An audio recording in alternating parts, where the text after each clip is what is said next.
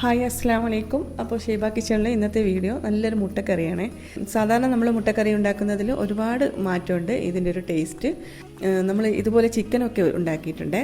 ചപ്പാത്തി, പൂരി, പൊറോട്ട ഇതിൻ്റെ കൂടെയൊക്കെ നല്ല ടേസ്റ്റ് ഉണ്ട്.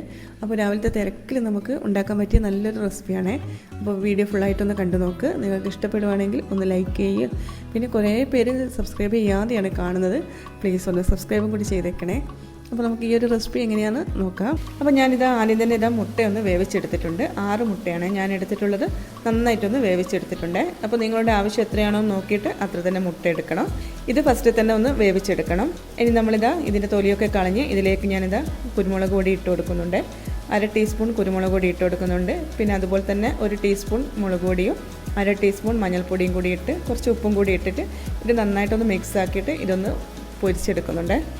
പാൻ ഒന്ന് ചൂടാകുമ്പോൾ നമുക്ക് കുറച്ച് ഓയിൽ ഒഴിച്ചു കൊടുത്ത് ഇതൊന്ന് ഫ്രൈ ആക്കിയിട്ടെടുക്കാം. ഇതിലേക്ക് നമുക്ക് മുട്ട ഇട്ട് കൊടുത്തിട്ട് ജസ്റ്റ് ഒന്ന് ഫ്രൈ ആക്കിയാൽ മതി കേട്ടോ. കൂടുതൽ സമയം വെച്ച് കൊടുക്കുകയൊന്നും ചെയ്യേണ്ട. ഒന്ന് ഫ്രൈ ആക്കിയിട്ടെടുക്കാം. മുട്ട ഇപ്പോൾ ഫ്രൈ ആക്കി എടുത്തിട്ടുണ്ട്. ഇതൊരു സൈഡിലോട്ടേക്ക് വെച്ച് കൊടുക്കാം.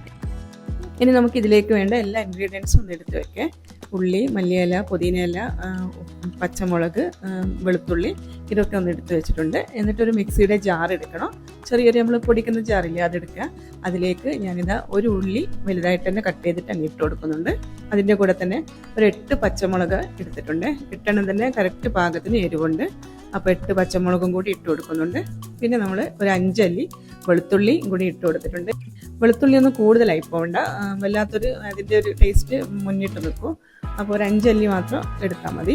പിന്നെ നമ്മൾ ഒരു പിടി മല്ലിയിലയും ഒരു പിടി പുതിനയിലയും കൂടി ഒരുപോലെ തന്നെ എടുത്തിട്ട് അതും ഇട്ട് കൊടുത്തിട്ടുണ്ട്. പിന്നെ അതിലേക്ക് 1/2 കപ്പ് നിറച്ചു കാഷ്യൂ എടുത്തിട്ടുണ്ട്. അണ്ടിപ്പരിപ്പ് 1/2 കപ്പ് ഫുള്ളായിട്ട് തന്നെ എടുത്തിട്ടുണ്ട്. അപ്പോൾ അതും കൂടി ഇട്ട് കൊടുക്കാം. പിന്നെ ഇതിലേക്ക് 1/2 കപ്പ് തൈരും കൂടി ഒഴിച്ചു കൊടുക്കുന്നുണ്ട്. ഇനി ഇത് നന്നായിട്ടൊന്ന് നമുക്കൊന്ന് അരച്ചെടുക്കാം. നല്ല പേസ്റ്റ് പോലെ അരച്ചെടുക്കണം. അപ്പോൾ ഇതിപ്പോൾ അരച്ചെടുത്തിട്ടുണ്ട്. ഈ ഒരു കൂട്ടാണ് ഈ ഒരു കറിക്ക് മെയിനായിട്ടുള്ളത്. അപ്പോൾ ഇതിലൊന്നും സ്കിപ്പ് ചെയ്യാതെ തന്നെ ഇട്ട് കൊടുക്കണേ. അപ്പോൾ ഇതിൻ്റെ ഒരു ടേസ്റ്റ് ആയിരിക്കും കറിയിലുണ്ടാവാൻ. ഈ എരിവൊക്കെ ഈ പച്ചമുളകൊക്കെ കറക്റ്റ് പാകത്തിനുള്ള പച്ചമുളകാണ്. അപ്പോൾ പച്ചമുളകൊക്കെ കറക്റ്റ് ആ ഒരു എരിവ് കിട്ടുന്നുണ്ട്. അപ്പോൾ നമുക്കിനി ബാക്കി എന്തൊക്കെയാണെന്ന് നോക്കാം. അപ്പോൾ ഞാനിതാ ഒരു പാത്രം വെച്ച് കൊടുത്തിട്ടുണ്ട്. അതിപ്പോൾ ചൂടായിട്ടുണ്ട്. അതിലേക്ക് നമുക്കിതാ 2 ടീസ്പൂണ് നെയ്യ് ഒഴിച്ചു കൊടുക്കുന്നുണ്ട്. നെയ്യ് തന്നെ ഒഴിച്ചു കൊടുക്കാൻ ശ്രദ്ധിക്കണേ. നെയ്യാണ് ടേസ്റ്റ് ഉണ്ടാവാൻ. അതിലേക്ക് ഗ്രാമ്പൂ, ഒരു കഷ്ണം പിന്നെ പട്ട, പിന്നെ 2 ഗ്രാമ്പൂ, ഒരു ഏലക്ക, ഒരു ചെറിയൊരു കഷ്ണം ലീഫ്, ഇതൊക്കെ ഒന്ന് ഇട്ട് കൊടുക്കുന്നുണ്ട്. തീയൊന്ന് ചെറുതായിട്ട് വെച്ച് കൊടുക്കണേ. ചെറിയ തീയിലാക്കി വെച്ച് കൊടുക്കണം. പിന്നെ 1 ടീസ്പൂൺ മല്ലിപ്പൊടി ചേർത്ത് കൊടുക്കുന്നുണ്ട്. നന്നായിട്ടൊന്ന് മിക്സ് ആക്കി കൊടുക്കണം. വേറെ നമ്മൾ പൊടികളൊന്നും ഇതിലേക്ക് ഇട്ട് കൊടുക്കുന്നില്ല. ആകെ ഈ മല്ലിപ്പൊടി മാത്രമേ ഇട്ട് കൊടുക്കുന്നുള്ളൂ. പിന്നെ അതിൻ്റെ ഒരു നല്ലൊരു സ്മെല്ല് വരുന്നവരെ നമുക്കത് 1 ടീസ്പൂൺ തന്നെ കുരുമുളകും കൂടി ഇട്ട് കൊടുക്കാം. 1/2 ടീസ്പൂൺ ജീരകം പൊടിച്ചതും കൂടി ചേർത്ത് കൊടുക്കുന്നുണ്ട്. ചെറിയ ജീരകമാണ് ഇത്. ഇതിലേക്ക് നമ്മൾ അരച്ച് വെച്ചിട്ടുള്ള ഈ ഒരു പേസ്റ്റ് അങ്ങ് ഒഴിച്ചു കൊടുക്കാം.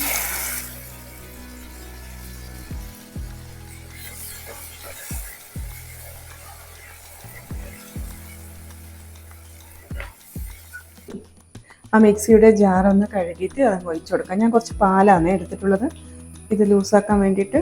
അപ്പോൾ കുറച്ചും കൂടി ടേസ്റ്റ് ഉണ്ടാവും. പാലുണ്ടെങ്കിൽ അത് പാൽ തന്നെ ഇട്ട് കൊടുക്കുക. ഇല്ലെങ്കിൽ വെള്ളം ഒഴിച്ചാലും പ്രശ്നമൊന്നുമില്ല.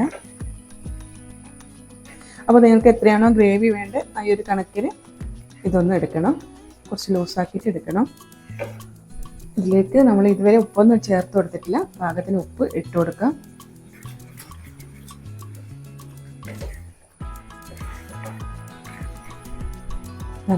ഇതിലേക്ക് കുറച്ച് കസൂരി മേത്തി ഇട്ട് കൊടുക്കുന്നുണ്ട്.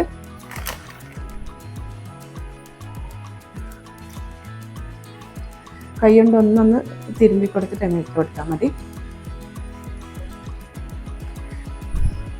അപ്പോൾ കസൂരി മേത്തി ഇട്ട് ഒന്ന് നന്നായിട്ടൊന്ന് മിക്സ് ആക്കിയതിന് ശേഷം നമുക്ക് ഈ ഒന്നിട്ടങ്ങ് ഇട്ട് കൊടുക്കാം.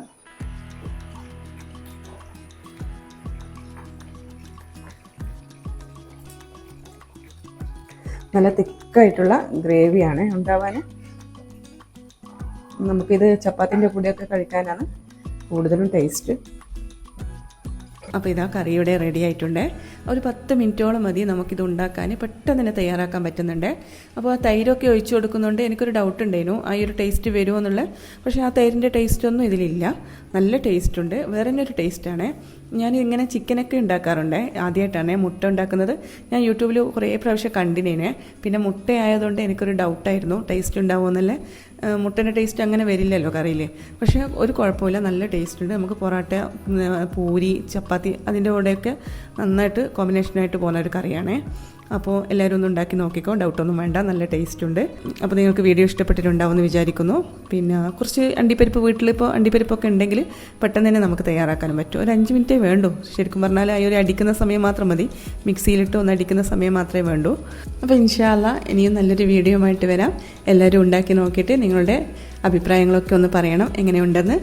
ഇങ്ങനെ ഉണ്ടാക്കുന്നവരുണ്ടെങ്കിൽ അതൊന്ന് പറയണേ. ഇതുവരെ ഉണ്ടാക്കിയിട്ടുണ്ടെങ്കിൽ. വീഡിയോ നിങ്ങൾക്ക് ഇഷ്ടപ്പെട്ടിട്ടുണ്ടെങ്കിൽ എന്തായാലും ലൈക്ക് ചെയ്യാനോ സബ്സ്ക്രൈബ് ചെയ്യാനോ ഒന്നും മറന്നു പോകണ്ട. ഇൻഷാ അല്ലാ നല്ലൊരു വീഡിയോ ആയിട്ട് ഇനിയും വരാം.